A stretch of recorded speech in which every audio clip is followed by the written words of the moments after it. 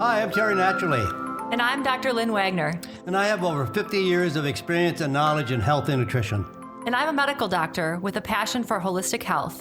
We come together to offer you unique viewpoints and expertise as health advocates around topics that deal with today's health concerns. And always for your good health. So let's get into today's topic.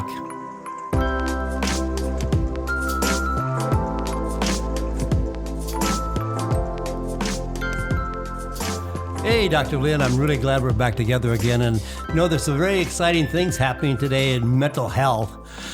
This world is crazy. It's a mad, mad world. And people are suffering physically.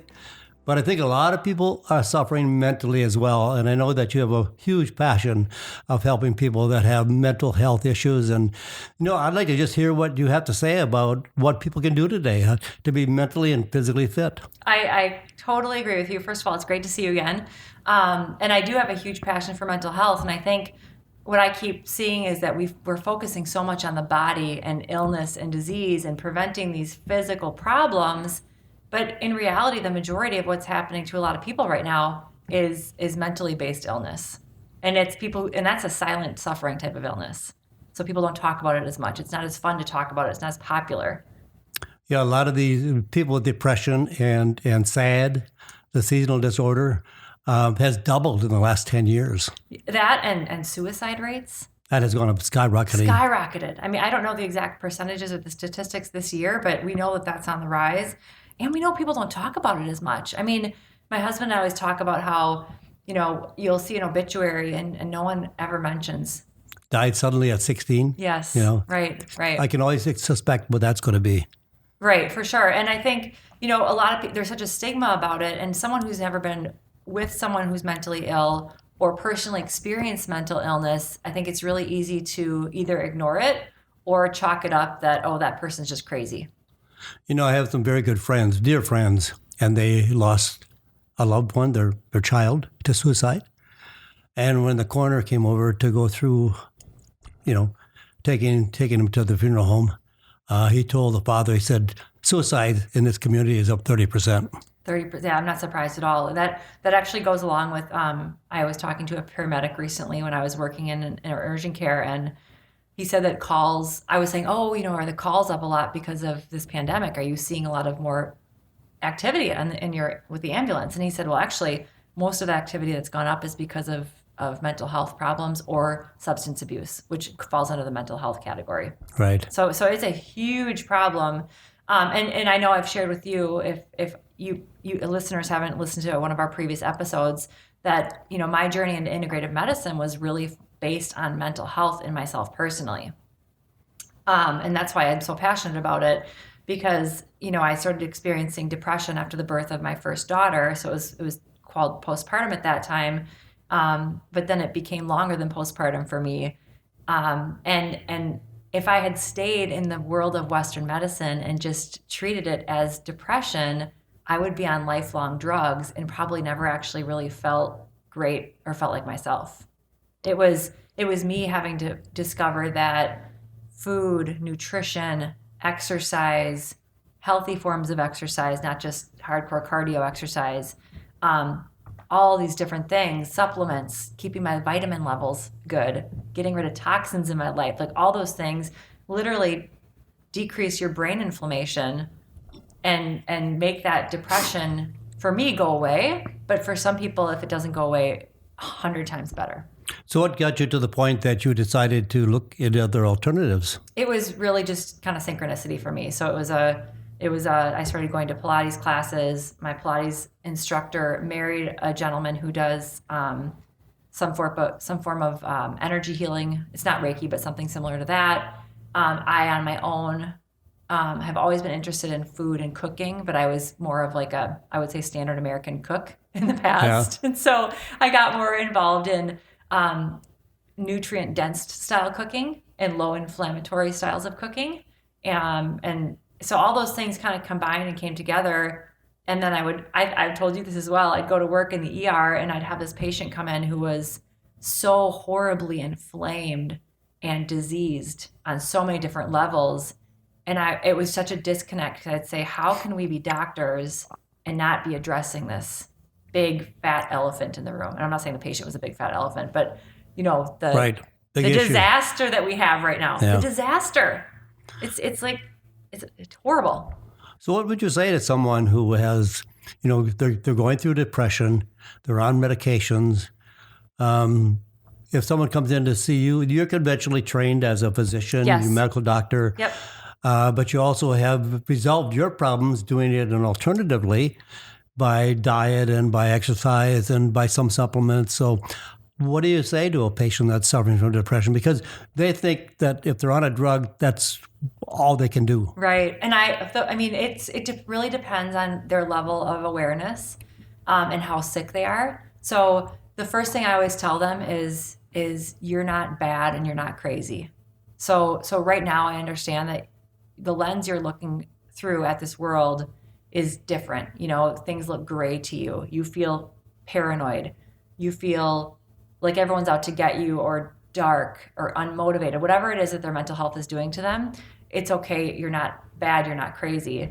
And then I really do a huge assessment on where they're at in life, because if I just come out and say, hey, you know what, you can eat better and you can take supplements and we can get you off your drugs, that can be disastrous, because you have to be careful with people, because you don't want to have them make sudden changes and then get to the point where they are suicidal. Right. So I still use drugs. I mean, if I have patients who are really, really bad and they don't have the means to, whether it's financially or just energy-wise, to make the changes they need to make quickly, we keep them medicated for a while, 6 months to a year.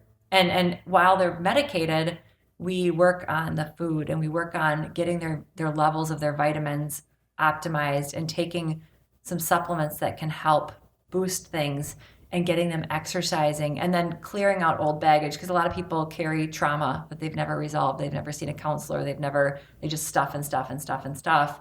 And so I don't do all of this with them, but I try to help them really just shine a light on the whole picture, and then give them the resources to see who they need to see to get through things, if that makes sense. So do most people kind of take it step by step? Yes. And are they open to it? Are they willing to look at the next ability of alternative medicines, or there's got to be a better approach to it? Oh, for sure. And I would say, I think as a whole, our society is becoming way more open to it. It's just more popular now. And I'm sure you would agree compared to when you first started doing this. Oh my gosh, yes. Oh my gosh, yes. Oh my gosh. When I first started nutrition, there wasn't much you could help anybody with. And can't even imagine. It was. So people are hungry for it now? Oh, yes. Oh, yes. And so that makes it easier. And then I'm biased, because once someone comes to see me in my clinic, they've already really researched it and they are ready to make change. So Right. I get a different part of the population.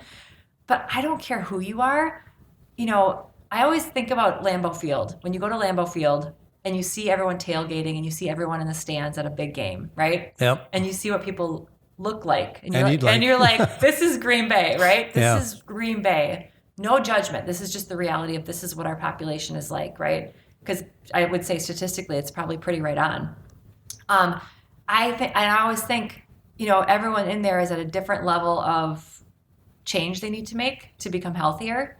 And I don't care if you are the most unhealthy, most broken, downtrodden individual, you can still make change. Oh, I absolutely agree with that. Absolutely. And I think everyone deep down really wants to. It just, they're so disconnected. They don't know what it feels like to be alive. And they don't believe they can make change. They don't believe that if I go through all this, is it really going to be a reward? Right. Or am I doing this for nothing? Or am I spending a lot of money to do it for nothing? Right. They have reasons that they don't want to try it because they don't know what's on the other side. Right. And you're probably so used to, correct me if I'm wrong, but you're probably so used to feeling really good and clear and energetic on a daily basis because you worked on this for so long. But some of these people have felt sick and dull and dead inside and tired for years. Right. Maybe even since they were a child. I mean, can you imagine if as a child you hadn't switched things around, how you'd feel today? Right. But you can make changes in 3 months. Easily, 90 days. Easily. I mean, I feel like I can make changes in days. I have a bad weekend and drink too much wine or eat carbs too much or an inflammatory style diet, and Monday I can tell, and by Tuesday if I switched around on Monday, Yeah. 50% better. Yeah, but you're starting off from a good base too. know, But right, when you take right. somebody that is in a hole, and they're going to have to climb out of that hole, even 8 weeks to 12 weeks, they can see a huge difference Massive. if they want to have the discipline to do the things that actually will work. But they dabble at it, and then they cheat, and then they go backwards, and they never go forward enough to make the big change. Right.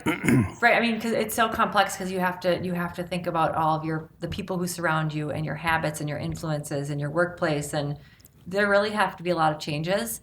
And it takes a strong individual. But I think my message is to anyone, if you suffer from mental illness, if you suffer from depression, anxiety disorders, I mean, that's probably even worse than depression right now. Right, it is. Because of all the fear that's going on. There are ways that without changing anything around you, what's happening in the world, the pandemic, your family, your friends, your workplace, without changing anything, you can work on yourself and you can make all of that so much better. I agree. So much better. I agree. The first thing, though, is diet. 100%. You got to change the food because sugar and carbohydrates really are toxic to the body. Toxic. And that affects the brain. Food chemistry affects body chemistry. And if it's bad food chemistry, you get a bad outcome in the body, either physically and mentally or both. Right. And I think, people don't even realize that something like a snack cracker, I won't name a brand, but, you go down the cracker aisle at the grocery store and you have all these different cracker brands. Those are all inflammatory foods. They have toxic fats. They have highly refined carbohydrates that aren't even anything close to that piece of wheat that they came from. Right. There's basically completely stripped down and then loaded with dyes and chemicals and preservatives. Right. So how can your body possibly know what to do with that other than get sick and inflamed and toxic feeling? Right. All the carbohydrates, all the sugar, the vegetable oils. Right. And then stress. All add to the mental decline, physical decline, and actually increase inflammation. So why do people have arthritis? Why do they have cystitis? Why do they have all these itises? Because they're all inflamed. And while inflammation is good for us when we have an injury so that it can heal, right. But chronic inflammation, because of the American diet being a chronic inflammatory diet. And I think one thing I like to ask people is, ask yourself every day when you first get out of bed and you're walking around, and throughout the day when you're walking around, check in with your body and see what it feels like. Is it achy, tight? Is there pain? Those are all symptoms of inflammation. And if you can feel that in your musculoskeletal system, we can't feel what our brain feels like. We don't have any pain receptors there. No, but it's going to be the same. The same inflammation is going to be there in your brain. So if you have a mental health problem and you feel sad and droopy and down and your body's achy, it all makes sense. Right. And also, I think it's kind of a nice thing to, like, I always tell people, when people come to me and they're really, really in bad shape, I'm like, you know what? This is actually very exciting because you have so many things you can do and you have so many ways that you can feel better. Like, you have so far to go that you're actually at a good starting place. Right.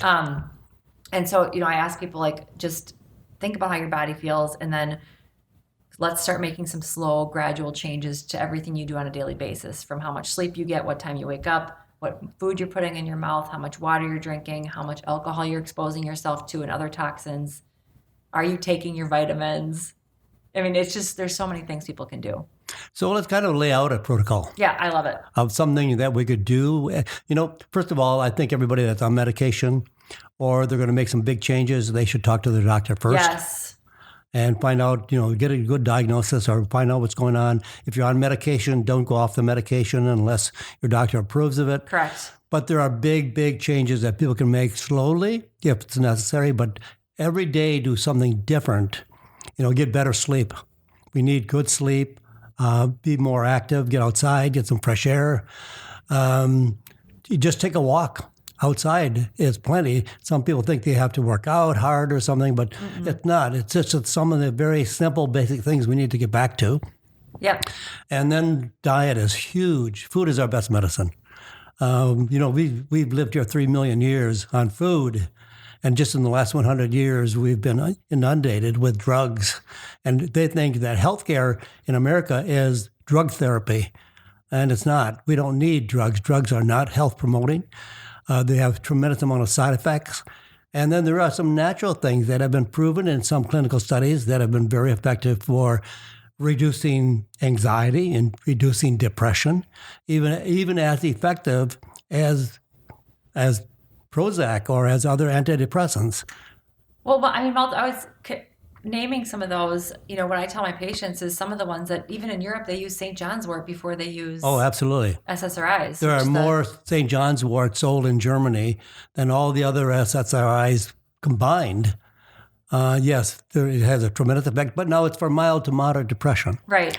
It's not for severe depression. So I would, be cautious. And again, obviously, like you said, you talked to your doctor before you would just switch to St. John's wort. Oh, absolutely, from your drug. I would. Yeah, but you can use them together, and the doctor could monitor what's going on. That's why it's always good to keep in touch with your doctor. But there are a lot of, curcumin. There are studies on curcumin against Prozac, and they both came out equally as good. And in the long run, those that were on the Prozac had to go back on Prozac faster after the study was over. Those that were on the curcumin, their effects were longer lasting, and there were no side effects. Where on the Prozac, we know, there's a long list of side effects to Prozac and the SSRIs and all those. They're dangerous. Then you can talk about saffron, one of the most expensive spices in the world. But it also has some really good studies coming out on it. And then just people that have anxiety. There is a very special form of echinacea that was studied in Budapest, Hungary, by two neuroscientists there that work with aggressive behavior and have written textbooks on aggressive behavior. They studied over 300 different herbs, and they came up with echinacea. Now, echinacea may be, the people that use it, they know why they're using it. And everybody out there probably thinks, oh, yeah, I use echinacea because when I get a cold or flu, it's the first thing I grab for, relieving my symptoms and the duration and the severity of my cold. But there are some very interesting compounds in echinacea that are not for cold and flu. The compounds for cold and flu are called polysaccharides. But there is some compounds in echinacea that are called alkaloids. And alkaloids are very similar to cannabinoids. And they affect the receptor sites in the brain to reduce anxiety. Very, very effective. So there are good things to use, and they are always safe to use with medication.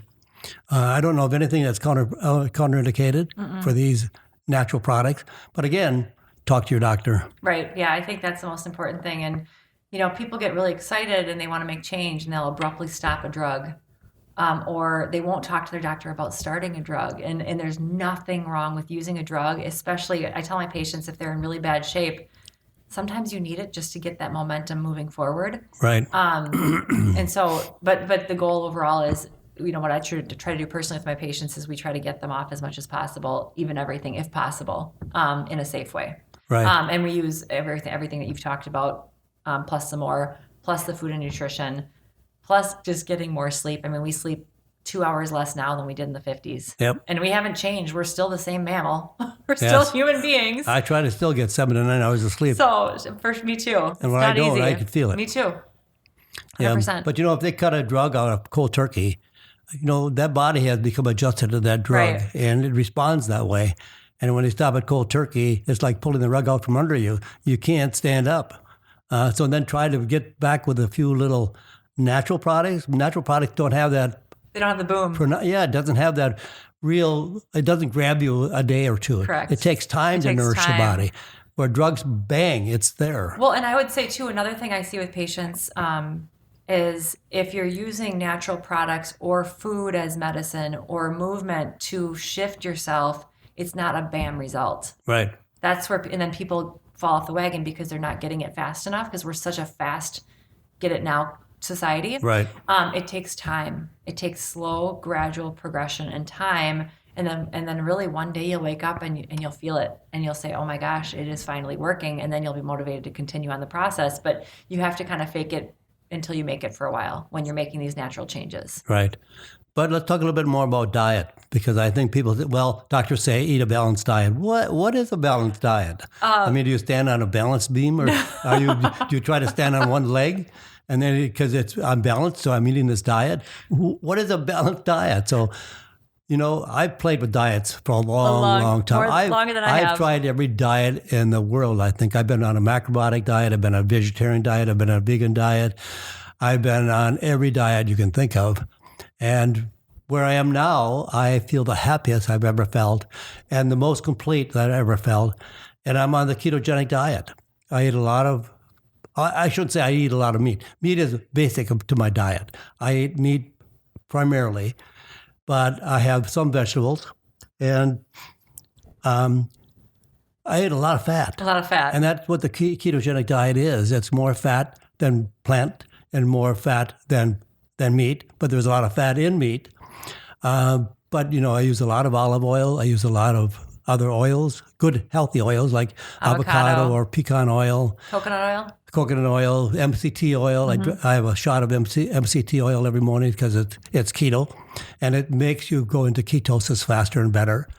I read a lot of information about what the ketogenic diet does to the brain. First of all, it's been used primarily for epilepsy for over 100 years. Yep. So it has an effect on the brain some way. Mm-hmm. So it may also be an effect on the brain for depression or for anxiety. I did start off as healthy as I am today. I started off with a very, very bad health profile, and it changed through time. But, I played with a lot of things to come to what I feel like is the best. And all I can offer that is to other people and say, this is what I use and it works fantastically. Try it. Try it for 30 days. Try it for 60 days and see how you feel. And you got to trial and error a little bit. Yeah, and I think that's a great way to put it, is that there's trial and error. And I think if someone feels like what they're doing is getting too fancy, they're probably going down the wrong direction, because diet's not that complicated. No, it's not. Very simple. It's very simple. It's just you have to eat food. Yeah. And you have to eat food in the right quantities. I think with ketogenic, you're going more towards a fat-based diet. I personally do a moderate fat diet, moderate protein, probably more plants than what you do. Yeah. But lower carb. So it's probably a blend between a keto diet and the Mediterranean diet. Just lowering the carbs down to at least 20 to 40 grams a day, not the 400 what Americans eat today. Right. But stay out of the grocery store area where you have to read the label. Right. Don't buy things with labels on. Exactly, right. You don't need any, vegetables don't have a label on. Meat doesn't have a label on. Dairy doesn't have a label on. Nope. So pretty much you can eat those things that are unlabeled and really do fine. I agree. So, I think everybody has to find their own basic program, because everybody is different and everybody will respond differently. But if you start off with far, far, far less carbohydrates and sugar and get rid of any bad habits like smoking or drinking excessive alcohol, you're on a big push forward. I agree. And I think, some people listen to this and say, oh my gosh, I'm so far from being anywhere close to really healthy. And like you said, you just make some small changes. But look at you. Cutting it. You came from being depressed. I did. I was in a depressed state at one time. So we made it. Why can't everybody else make it? For sure. Anyone can make it. Anybody can make it. I don't care how old you are or how bad you're off. Now, we may have destroyed some of our functions. Like if we have arthritis where we have bone on bone, right. Well, we're not going to regrow that. No. And we're going to have some suffering from that. Right. But actually, you know what? All pain, itises, arthritis, come from inflammation. So paleo, low carb, low sugar, keto, they're all anti-inflammatory. They are. So how can we go on being healthy eating an inflammatory diet? It's a nation of inflammation. It is. So, and we're going to make change. We're going to make change. Absolutely. Let's work on it every day. Sounds good. Great. Good to see you, Terry. Good to see you too, Dr. Lynn.